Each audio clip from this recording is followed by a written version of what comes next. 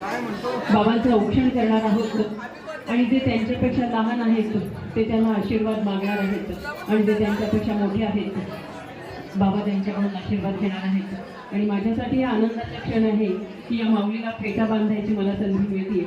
मी एक फेटा प्रशिक्षिका आहे आणि विविध ठिकाणी महिला वर्गाला फक्त फेटा बांधण्यासाठी जाते। आणि विशेष गोष्ट म्हणजे आज माझ्या देखील वडिलांचा वाढदिवस असतो, पण आज माझे बाबा हयात नाही आहेत, पण मला त्यानिमित्त बाबांना फेटा बांधण्याची संधी मिळते। धन्यवाद।